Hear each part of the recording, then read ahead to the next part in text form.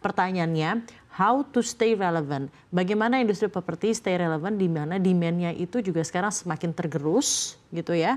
Tapi di satu sisi masalah housing loan juga masih begitu menjadi momok tersendiri. Masih banyak yang belum memiliki rumah. Seperti apa? Saya rasa seperti tadi dibicarakan mengenai otomotif ya. Otomotif properti adalah durable goods. Dan kita tahu ketika pelemahan daya beli yang terjadi saat ini ya, durable goods ini kadang-kadang agak dihindari karena komitmennya tinggi ya. Nah, kita udah lihat juga di pasar otomotif, demikian juga di pasar properti.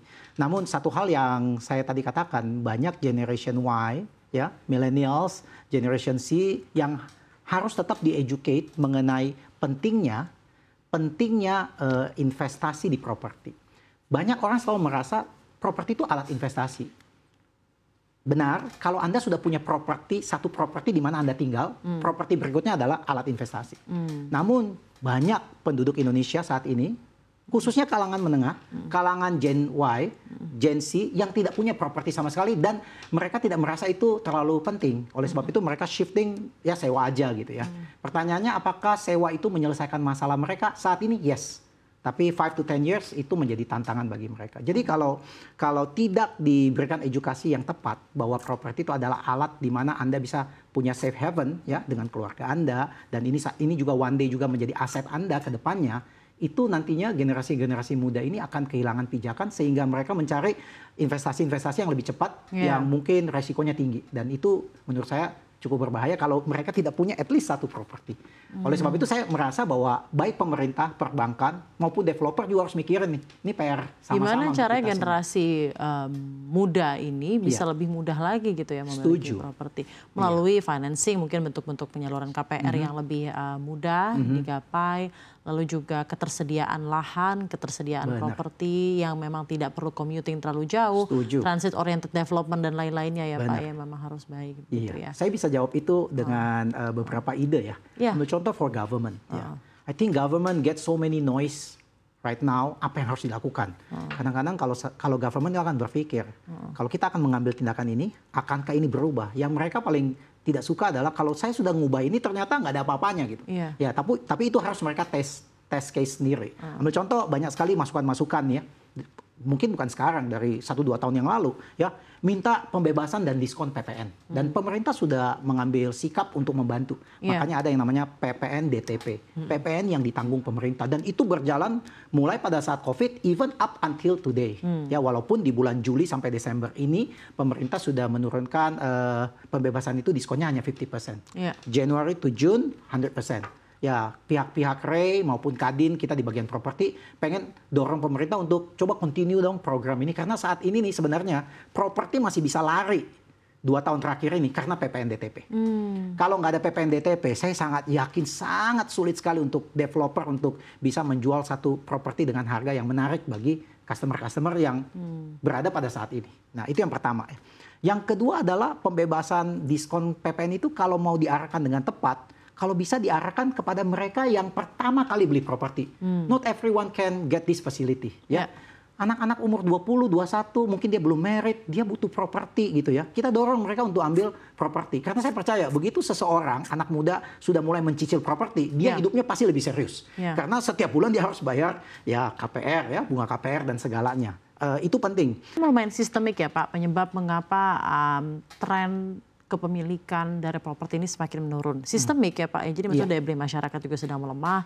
Di satu sisi ya beberapa regulasi yang justru malah ada realokasi, akhirnya tidak secara langsung efisien atau efektif menimbulkan daya beli masyarakat.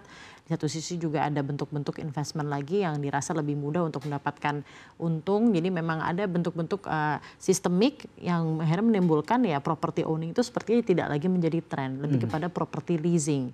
Ditambah lagi bentuk-bentuk investasi pasar keuangan seperti tadi ekuitas, ETF dan lain-lainnya itu yang rasa-rasanya lebih dynamic dibandingkan real estate. Itu sepertinya juga jadi salah satu alasan ya mengapa. Plus generasi yang shifting tadi, generasi yang makin lama makin bertumbuh, Gen Y, Gen Z yang merasa there is another option for investment. Bagaimana IRE menghadapi hal ini, melihat seluruh tren ini? Bagaimana dampaknya terhadap bisnis Anda, strategi ke depannya, dan juga mungkin target kinerja di 2025 ini Pak, kira-kira seperti Yang pertama strategi ya, karena kita sudah tahu bahwa tadi Gen Y jumlahnya sangat besar.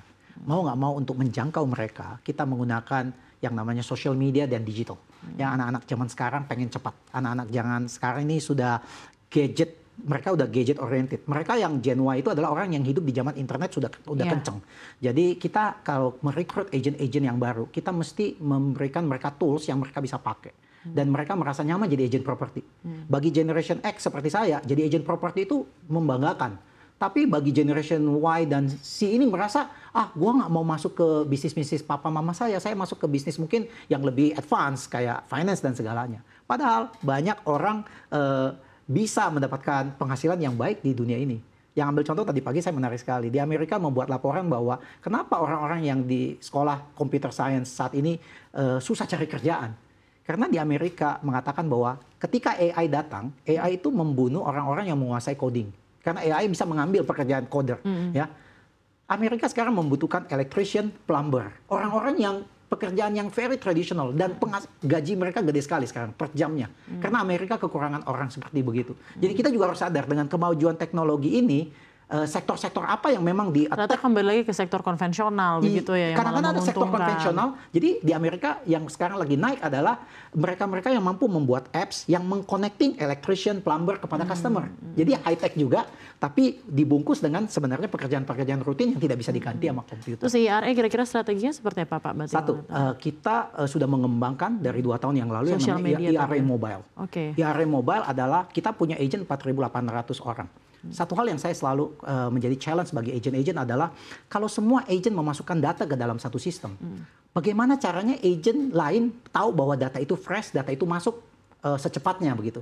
Karena bagi saya, karena kalau Anda lihat banyak sekali apps, data itu masuk, data itu menjadi data di dalam, tapi mungkin tidak memberitahukan kepada si A bahwa data itu bagus loh di dalam. Sama aja ketika Anda main e-commerce, Anda mau beli satu barang. Pertanyaannya Anda selalu nanya, kalau barangnya sama, harga paling murah di mana sih? Kita pengen banget kan, nggak mau beli barang yang sama, atau ada yang lebih murah. Jadi properti juga sama. Bagaimana caranya memberitahukan agent-agent properti di dalam satu komunitas besar bahwa ada barang, ada listing properti yang menurut saya Anda tertarik karena Anda fokus di daerah situ dan listing itu baru masuk. Sehingga Anda bisa inform kepada pembeli-pembeli Anda. Nah, kami mengembangkan yang namanya notification. Artinya kalau satu agent, dia sudah bilang, saya fokus di Tangerang, saya fokus di Jakarta Barat. Jadi any agent who put listing into that area, dia dapat notification right away. Ada listing baru masuk. Kemudian yang kedua, kalau harga properti itu turun, artinya kadang-kadang pemilik properti sudah taruh 1 bulan, dia ngelihat market belum gigit gitu ya, dia nurunin harga gitu. Nah, itu angka penurunan harus disampaikan secepatnya kepada agent-agent yang lain, supaya mereka aktif nyari pembeli. Dengan